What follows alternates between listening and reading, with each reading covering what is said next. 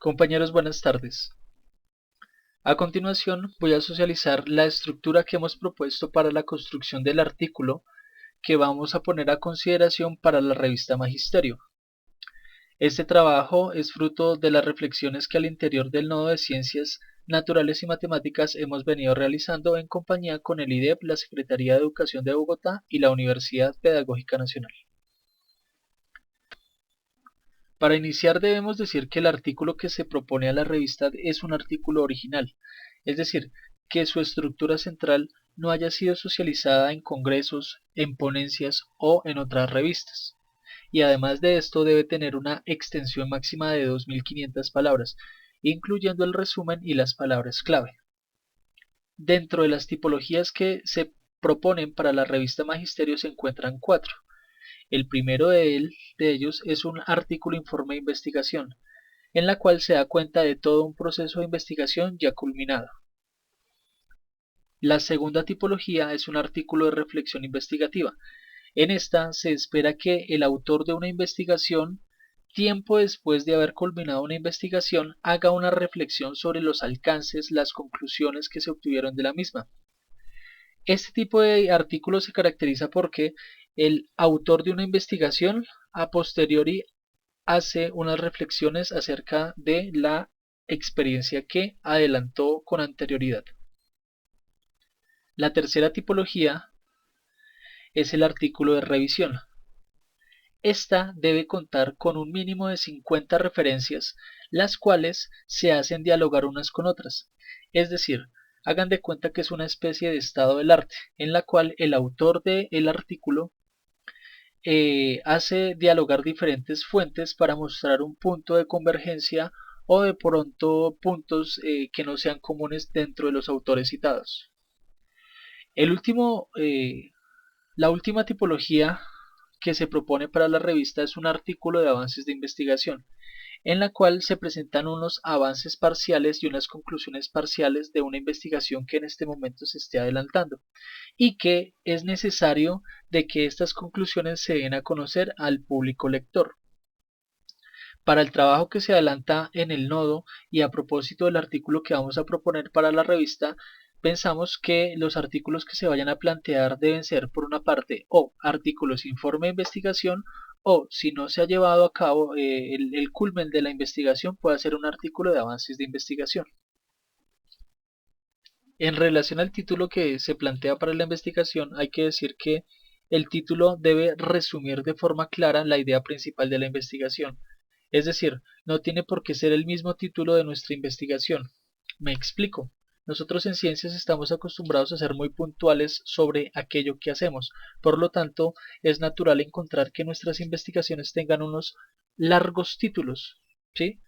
En la revista Magisterio no es necesario que coloquemos esos títulos tan extensos y tan detallados. No, con que solamente coloquemos un título que sea alegórico y que resuma de forma clara y sucinta la intencionalidad investigativa, con eso es suficiente. En relación al resumen podemos decir lo siguiente. Va a tener una extensión máxima de 120 palabras. Esto quiere decir que debe dar cuenta del problema, la metodología y las conclusiones de la investigación. Nosotros estamos acostumbrados a que los resúmenes que planteamos para diferentes eventos, ponencias, congresos y demás tengan una extensión de entre 250 y 500 palabras máximo. En este caso, para la revista Magisterio nos toca ser muy económicos con el lenguaje, ¿sí? Entonces, haciendo un pequeño balance de lo que hemos expuesto hasta el momento, nosotros debemos escribir el título de la investigación, que debe ser sucinto, las palabras clave y el resumen, este resumen en español y tiene que tener una traducción al inglés o una al portugués. En relación a las palabras clave es necesario hacer la siguiente claridad. La revista Magisterio busca que las palabras clave que hemos seleccionado para nuestro artículo se encuentren en las bases de datos del tesauro de la UNESCO. ¿Qué es un tesauro o qué es el tesauro de la UNESCO? La palabra tesauro traduce tesoro y es un banco de palabras que ubican discursivamente nuestra investigación en unos campos más amplios. Me explico. Por ejemplo, educación es un gran campo que tiene diferentes palabras clave que hace la alusión a las diferentes discursividades sobre las cuales se produce conocimiento hoy en día. Por lo tanto, al momento de elegir las palabras claves para nuestra investigación, es necesario entrar a la página del Tesauro de la UNESCO para buscar las palabras clave más adecuadas para nuestra investigación. Sabemos que no todas las personas del nodo manejan estas bases de datos, por lo cual se sugiere que busquemos un tutorial en YouTube en donde se encuentran diferentes videos que son bastante explícitos y pueden orientar esta actividad. A continuación vamos a presentar varios resúmenes extraídos de diferentes números de la revista Magisterio. La intencionalidad de colocar estas fotografías acá y algunas sombreados es guiar precisamente nuestros ejercicios escriturales. Si ustedes se dan cuenta, cada una de las fotografías que vamos a presentar a continuación tiene desglosado al menos dos de los tres componentes sugeridos para la composición del resumen. En este caso, tenemos un problema, una metodología y una conclusión. ¿Qué proponemos a continuación? La idea es que los resúmenes que se presentan a continuación tienen desglosados los tres componentes que hemos enunciado anteriormente. Es decir, cada resumen tiene un problema enunciado, ¿cierto? O problemática. Una metodología del trabajo llevado a cabo durante la investigación y una conclusión al respecto. La idea es que a medida que vayan pasando cada uno de los resúmenes y estén resaltados cada uno de los componentes, le hagamos una lectura para tomar ejemplo de cómo se puede escribir en 120 palabras un resumen que dé cuenta al menos de esos tres componentes. Entonces acá tenemos uno. En la siguiente diapositiva tenemos otro resumen en la cual nos habla de que el problema está relacionado con el enfoque pedagógico, ¿cierto? Acá ubica al lector en la metodología, dice que es un artículo breve de investigación, ¿cierto? Y se lanza una conclusión al respecto. La siguiente diapositiva tenemos los mismos tres componentes, un problema anunciado, los conceptos relacionados con diversidad, sistemática y evolución son de difícil comprensión por parte de los estudiantes. ¿Qué se propone? Lo que se hizo en la investigación. Y finalmente se enuncia una conclusión. Acá tenemos otro ejemplo. El programa Ondas de Colciencias pretende crear una cultura de investigación e innovación en la población infantil y juvenil de Colombia. Entonces acá los componentes pretende crear una cultura de investigación. Si la pretende crear es porque no existe y esto nos lleva consecuentemente que es un problema. La metodología desarrollada, la que se describe acá y una conclusión al respecto. Aquí tenemos otro ejemplo. La educación popular ha incorporado en sus prácticas y reflexiones la producción de conocimientos, en particular de diferentes modalidades de investigación participativa con la cual tiene parentesco de primer grado. Bueno, acá decidimos colocar esto como problemática, pero la verdad pues ustedes juzgarán si efectivamente cala dentro de esta tipología o no. Para este resumen, entonces acá se plantea un tipo de metodología y finalmente se describe una conclusión al respecto. Para finalizar, otro de los trabajos que podemos presentar a la revista Magisterio es precisamente una experiencia de aula, ¿sí? En este sentido, por ejemplo, este resumen da cuenta solamente de la metodología empleada y da una conclusión al respecto. Entonces también puede ser tenida en cuenta. Por ejemplo, acá dice, la reflexión que presentamos es un análisis parcial de una investigación doctoral titulada, ¿cierto? Con experiencias en México y en Colombia.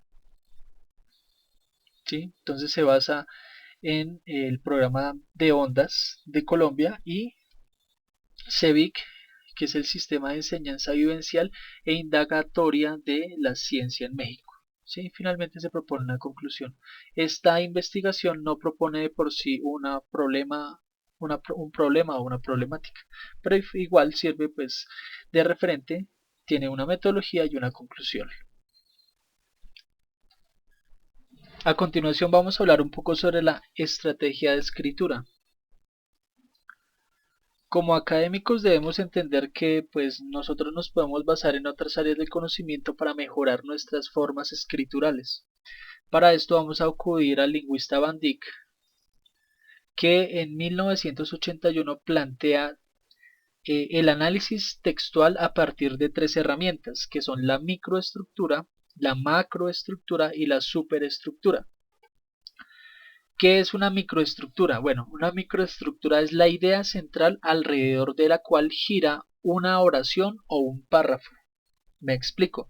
Cada vez que nosotros escribimos un párrafo debe tener el desarrollo de una idea, ¿sí? Si nuestro párrafo tiene dos ideas, ya puede existir cierto influjo de información y puede confundir a nuestro lector. Por lo tanto, se recomienda que cada párrafo tenga una sola idea y esa idea central se llama microestructura.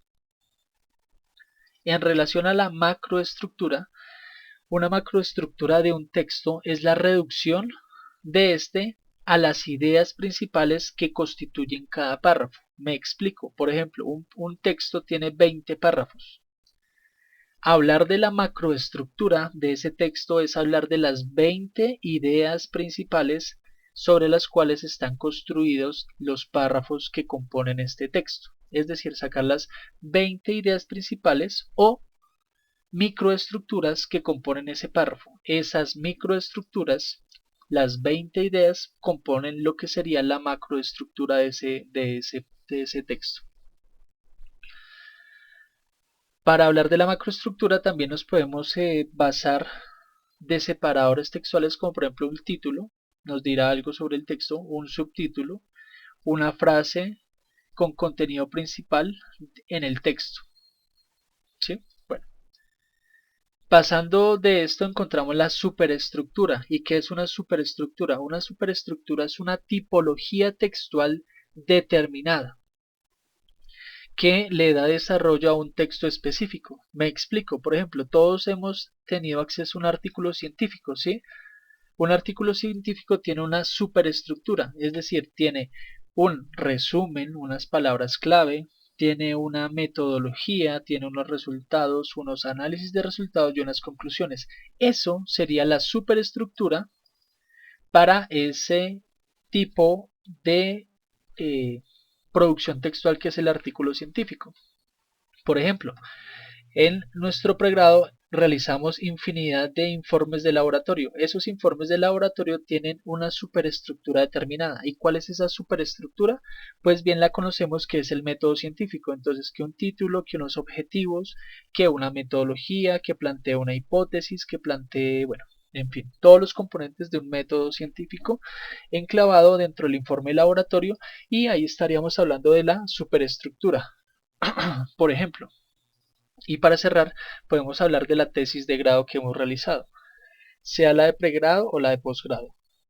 La tesis de grado entonces da cuenta, o su superestructura da cuenta de cada uno de los capítulos que tiene formalmente una tesis de grado. Entonces, tiene un título, tiene unos objetivos, tiene una hipótesis, tiene una pregunta problema, tiene una situación problema, tiene una metodología, unos resultados, unos análisis de resultados, unas conclusiones, unas recomendaciones y finalmente una bibliografía. Eso sería una superestructura. Así las cosas, podríamos hablar entonces de una superestructura del artículo para la revista Magisterio, que tiene los siguientes acápites. Debe tener un título, ya sabemos que es sucinto o corto y debe ser claro. Debe tener un autor o autores. Debe tener una naturaleza del artículo. ¿Cuál es la naturaleza del artículo? Una de las 4 tipologías que señalamos al inicio. Debe tener unas palabras claves según Tesauros. Debe tener un resumen que no exceda las 120 palabras. Y de aquí en adelante el cuerpo del artículo se deja, digamos, como al ingenio o a la disposición que tenga cada uno de los autores. Es decir, esto no es una camisa de fuerza, pero el texto o la composición del texto sí debe dar cuenta de una introducción en la cual se hace un llamamiento al lector al tema que se va a abordar. debe tener una metodología implícita y unas conclusiones implícitas. Ahora bien, suponiendo que usted esté escribiendo el artículo científico y decida que en el cuerpo del artículo usted va a utilizar estos separadores textuales, pues bien lo puede hacer, ¿cierto? Esto le ayuda como para la redacción del escrito y también va a ubicar al lector cuando éste esté leyendo su artículo. Para finalizar la superestructura de la revista Magisterio podemos hablar de una bibliografía y esta bibliografía debe estar realizada con las normas APA, ¿sí? El objeto de esta presentación no es profundizar en las normas APA, pero sí se sugiere que si usted tiene dificultades, pues sencillamente busque algunos repositorios de normas APA que se encuentran en la red. Generalmente se encuentran las normas APA del 2005, y así, diferentes años. La idea es que pues usted las baje, las descargue y efectivamente pues las emplee. De por sí pues las formas como se citan los diferentes autores con normas APA pues digamos que son comunes desde hace varios años, entonces no va a encontrar muchas diferencias o diferencias significativas de un año a otro. En relación al texto de 2500 palabras podemos decir lo siguiente. Un párrafo desarrolla una sola idea, ya lo sabemos, es decir, estamos hablando de la microestructura. Por lo general, un párrafo no debe exceder las 12 a 14 líneas como máximo, es decir, en esas 12 o 14 líneas usted debe dar cuenta del desarrollo de esa idea que posee ese párrafo. Y cada párrafo con una extensión de 12 a 14 líneas tiene una extensión entre 125 a 150 palabras. Esto nos lleva, pues digamos, a pensar que el artículo debe tener una extensión máxima de entre 15 a 18 párrafos, es decir, usted debe dar cuenta de toda su experiencia investigativa con 15 a 18 párrafos o lo que es lo mismo de 15 a 18 microestructuras o ideas principales. Es aquí donde está el reto escritural que pues nosotros vamos a afrontar y vamos a superar efectivamente al momento de escribir nuestros artículos. Ahora bien, generalmente en una cuartilla, es decir, en una página que redactamos en nuestro computador con Arial 12 y espaciado 1.5, se pueden escribir hasta 3 párrafos, ¿sí? Conclusión. El artículo propuesto debe dar cuenta de todo el proceso investigativo en máximo 6 páginas, incluyendo título, resumen y palabras clave, dejando media página para la bibliografía. Es decir, que si usted está juicioso escribiendo, lleva 5 páginas y no ha pasado todavía los resultados, usted tiene que hacer un ejercicio de reducción del lenguaje, es decir, eso se llama economía del lenguaje, para que usted efectivamente administre bien el poco espacio que le queda o reestructurar su escrito para que efectivamente le quepa toda su investigación en 6 páginas o lo que es lo mismo, máximo 18 párrafos. Conclusión, es decir, dar cuenta de todo el proceso con 15 a 18 ideas, ¿cierto? Que constituyen en últimas lo central de cada párrafo, ¿cierto? Entonces, las 15 a 18 ideas constituirían la macroestructura y cada idea constituiría entonces una microestructura. Entonces acá está parte del reto escritural. Para apoyar parte de la labor escritural, pues nos hemos basado también en Adam, otro lingüista, que en 1992 propone algo que se llama las secuencias textuales. ¿Y qué es una secuencia textual? Es una forma o tipología escritural que se apoya en una serie de normas que comunican diferentes tipos de información al lector. Es decir, existen diferentes párrafos y diferentes funcionalidades para cada párrafo que yo quiero escribir. Me explico, existe un párrafo con una característica de narración, existe otro párrafo para la descripción, existe otra forma para escribir un párrafo explicativo, existe otra forma para escribir un párrafo argumentativo, existe una forma para escribir un párrafo de tipo conversacional y existe un párrafo de carácter instruccional. Entonces la idea es acoger las contribuciones que hace Adam precisamente para escribir cada uno de los diferentes párrafos y ubicar, según nuestras necesidades escriturales, qué tipo de párrafo puede ir en determinada parte de nuestro artículo para economizar espacio. Entonces, a continuación se va a hacer una pequeña explicación de cómo se componen cada uno de los párrafos que se encuentran resaltados en rojo, es decir, cómo se escribe un párrafo descriptivo, cómo se escribe un párrafo explicativo, cómo se escribe un párrafo argumentativo y cómo se escribe un párrafo de tipo instruccional. La narración y la conversación se dejaron por fuera de esta presentación, dado que pues no es muy común encontrar este tipo de párrafos en los artículos científicos, más sin embargo algunos se hacen acopio de estas estrategias escriturales y para que ustedes tengan como una profundidad en el tema, pues se sugiere que busquen el autor. Por internet se encuentran muchísimas referencias, textos, artículos y demás que exponen los diferentes que exponen las diferentes tipologías textuales aquí enunciadas. Acá encontramos entonces la explicación del tipo de texto descriptivo. Entonces es un texto que es generalmente independiente del flujo textual, ¿sí? Es decir, usted puede sacar este texto del texto que lo enmarca y leerlo y el texto se vale por sí solo. Es decir, como es una descripción, entonces da cuenta de las características que presenta determinado objeto que se pretenda describir. En nuestro caso puede ser, por ejemplo, el colegio. Entonces vamos a hacer una descripción del colegio, vamos a contextualizar al lector.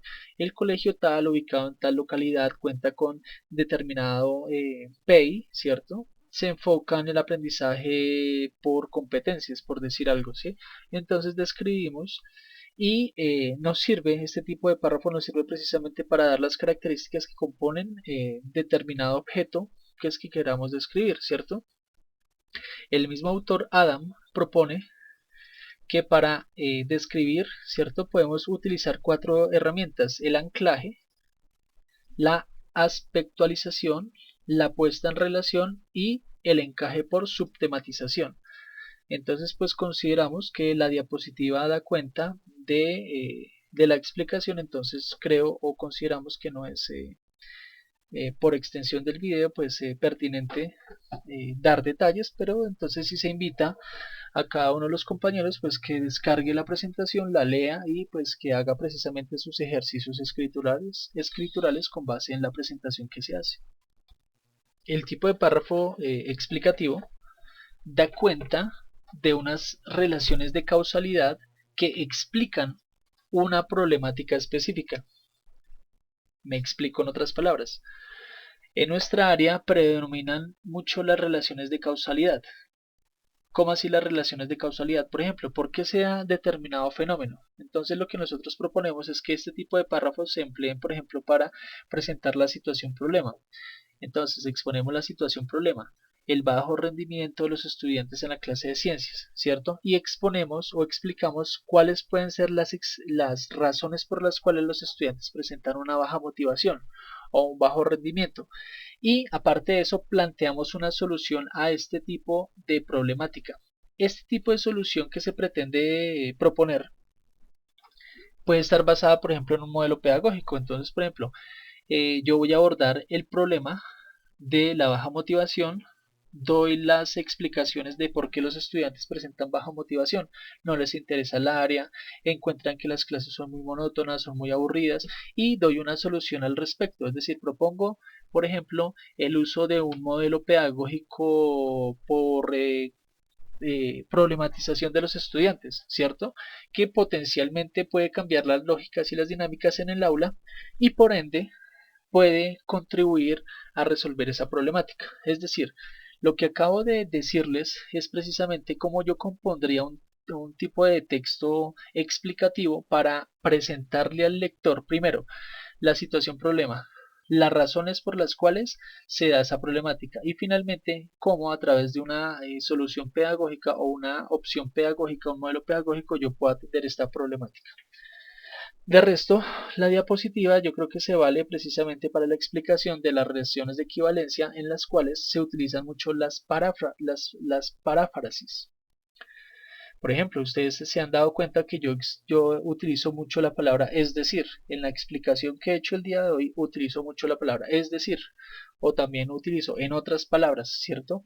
Dicho de otro modo. Esto es otro recurso escritural que da cuenta de cómo los párrafos se pueden escribir de una forma explicativa precisamente para dar cuenta de una problemática que se desea atender. Haciendo un paréntesis hasta acá, pues encontramos que Loeffler y Laurian del 84 proponen diferentes tipologías a propósito del texto explicativo. Entonces propone que podemos encontrar discursos teóricos o discursos científicos especializados, es decir, por ejemplo, el científico o especialista en el tema que escribe para científicos o especialistas en el tema. Acá encontramos un ejemplo. El trabajo, la estructura a gran escala del espacio y el tiempo, que es un discurso de un físico que es Stephen Hawking, escrito y producido precisamente para expertos en el tema. Entonces acá tenemos la primera tipología textual explicativa, que es el discurso teórico o discurso científico especializado. El que le sigue es el de divulgación científica, semidivulgación científica, en el cual unos expertos bajan un poco el nivel de escritura del metalenguaje empleado para que tenga un mayor marco de difusión, ¿cierto? Es decir, va enfocado a lectores menos expertos, pero con cierto conocimiento en la materia, ¿sí? Un ejemplo que se plantea aquí en la diapositiva es el libro que yo creo que conocemos la mayoría, que se llama La brevísima historia del tiempo, también escrito por Stephen Hawking, en el cual pues se abordan los temas específicos en relación a la física, ¿cierto? Al espacio-tiempo, pero con un nivel menos complejo, digámoslo así, con un metalenguaje más asequible a todos, precisamente para llegar a más público. Lo que proponemos es que los artículos que se planteen para la revista Magisterio tengan alguna de estas dos tipologías, sea el discurso teórico o discurso científico especializado, ¿cierto? De expertos para expertos, o el de semidivulgación científica, que es de expertos para una comunidad más amplia, pero que tiene cierto conocimiento sobre la materia o sobre el área que se está exponiendo. De resto, las tipologías que aparecen acá, el de divulgación científica, pues cabe la pena notar que es, por ejemplo, el que nosotros encontramos en la revista Muy Interesante, ¿cierto? Que es una revista de divulgación científica que trae muchísimos temas, gran variedad de temas, pero no trae cierta especialidad ni profundidad en los artículos que publica. Otro ejemplo es la revista de la National Geographic, ¿cierto? Que obedece al campo de la divulgación científica. Para finalizar el acápite de esta diapositiva, encontramos que los autores proponen dos tipologías más. Uno que es el precientífico, en los cuales están las leyendas y los mitos y los géneros explicativos didácticos, ¿cierto? Entonces, resumiendo, proponemos que el artículo que presentemos al magisterio sea de alguna de las dos tipologías que encontramos acá. A continuación encontramos el tipo de texto argumentativo. En un tipo de texto argumentativo lo que pretendemos es plantear una tesis. Esta tesis es como el fruto de nuestro análisis, ¿sí? Es una oración, ¿cierto? Que nosotros pretendemos justificar ante el lector en la medida de que ofrecemos a él unas pruebas que lo sostienen, es decir, unos argumentos. En los tipos de textos argumentativos, entonces lo que hacemos es defender una posición a partir de unas pruebas o de unos argumentos que le lanzamos al autor. ¿Cuál es la intencionalidad de un tipo de tema argumentativo? De por sí no es convencer al autor, ¿sí? Es decir, no es encontrar una verdad absoluta, sino convencer parcialmente de que la posición que defendemos es cierta a la luz de las pruebas que le ofrecemos al lector. Para esto nosotros podemos lanzar o escribir, perdón, lanzarle al lector ejemplos y comparaciones, ¿sí? Entonces presentar casos parecidos en los cuales se llegan a las mismas conclusiones, ¿cierto? O definiciones u opiniones de otros autores. Acá es donde entran en juego las citas de autoridad. Por ejemplo, en el trabajo de investigación encontré algo muy particular, ¿cierto? Y voy y busco, resulta que hay otros autores que han encontrado algo muy similar. Entonces, ¿yo qué hago? Para respaldar la tesis que planteo al lector, utilizo una argumentación que es la cita de autoridad. Entonces, por ejemplo, yo digo, Chevelar en el año de, por decir algo, 1996 propone que la transposición didáctica es el paso del saber sabio al saber enseñado, ¿sí? Por decir algo. Y me doy cuenta que en la investigación encontré algo muy similar, ¿cierto? Entonces, lo que ya hemos llamado acá citas de autoridad, ¿sí? Es precisamente las razones de peso que justifican una tesis que le hemos lanzado al lector, ¿cierto? Entonces, una vez nosotros lanzamos la cita, perdón, lanzamos nuestra tesis, mostramos las pruebas que la sostienen, finalizamos el párrafo con una conclusión o síntesis que remata la validez de la tesis. ¿Sí? Digamos que es como la forma más económica en términos de palabras, de número de palabras, a propósito del cual podemos escribir un párrafo de tipo argumentativo y nos valemos de los ejemplos o comparaciones y de las definiciones u opiniones en las cuales podemos citar autores, ¿cierto? Que tienen cierta trayectoria en el campo, que estamos abordando. Acá hay que tener mucho cuidado. Ojo, una investigación no se lanza ni se desarrolla para comprobar lo que otro investigador comprobó, ¿no? Es decir, usted no va a comprobar lo que ya han descubierto otros investigadores, no. Las citas que nosotros vamos a traer a nuestra investigación son para establecer un diálogo que hacemos nosotros como autores con otros autores, ¿sí? Con los autores que citamos. ¿Esto para qué? Para establecer un diálogo, ¿cierto? De ideas, a ver qué puntos en común encontramos y qué puntos de diferencia. Y yo creo que lo más importante de una investigación precisamente son los puntos de diferencia, ¿cierto? Porque si vamos a descubrir algo que ya descubrió alguien con las mismas ideas, los mismos parámetros, pues no tendría sentido hacer investigación. Por lo tanto, hay que tener mucho cuidado con el uso de las citas que empleamos en nuestra investigación. Finalmente encontramos el tipo de texto que hace relación a la instrucción, ¿sí? Entonces, un tipo de texto con estas características es un texto que socialmente se ha construido con el fin de organizar unos pasos a seguir y como una metodología o una secuencia discursiva. Me explico.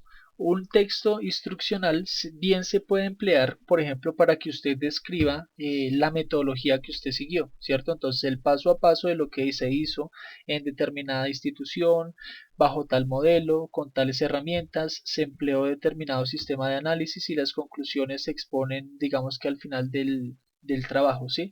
Es decir, el párrafo muestra un paso a paso y presenta una meta o acción final, una serie de acciones parciales o procedimientos y, en algunos casos, hasta una lista de elementos, ¿cierto? Entonces se necesitaron tales y tales implementos en la investigación, etcétera. Y además de esto, este tipo de párrafo está ordenada temporal y lógicamente, es decir, este tipo de párrafo instruccional se puede emplear bien para construir, por ejemplo, la metodología de trabajo que se siguió o para describir cómo se realizó el análisis de los resultados obtenidos en la investigación, ¿cierto? Bueno, finalmente, pues acá ustedes encuentran la bibliografía que se utilizó para la redacción de este informe. Ustedes acá encuentran un link que da cuenta precisamente de las fuentes que se utilizaron para construir esta pequeña presentación. ¿Listo? Finalmente, pues la invitación es para que nosotros pues tomemos algunas de las herramientas que están en esta exposición y podamos apropiar estos tipos de construcción de párrafo para enclavarlos en cada uno de los diferentes acápites que debe tener nuestro artículo de investigación. Si ustedes necesitan información sobre cómo se redacta un párrafo de narración o una conversación, pues bien pueden ir a las fuentes, en especial el segundo estudio regional comparativo y explicativo, aportes para la enseñanza de la escritura de la UNESCO, el cual también se va a subir a la plataforma junto con esta presentación para que ustedes encuentren ahí están las características. Por ejemplo, la narración debe tener tres componentes, debe tener unos personajes, una temporalidad y un problema a resolver, por ejemplo.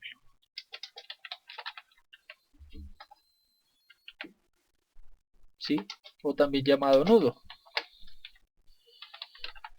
¿Sí? Bueno, la conversación también tiene sus características. Entonces, la idea cuál es? Pues que nosotros, digamos, nos cualifiquemos un poquito más en la escritura de los artículos y apropiamos estas herramientas escriturales precisamente para que nuestros artículos tengan un mayor éxito al momento de ser leídos y aceptados, ¿cierto? Y pues la idea es que sean en provecho de todos. Les agradezco el tiempo y la disposición para ver este video. Me disculparán, pero estoy un poquito agripado, por eso la voz. Y pues es un primer acercamiento, ¿no? a las herramientas que podemos encontrar en la web, precisamente para buscar otros espacios en los cuales nos podamos encontrar y precisamente interactuar. Listo, muchachos, entonces les agradezco mucho y pues disculpen por los errores que se pudieron haber cometido en la realización del video. Bueno, muchísimas gracias.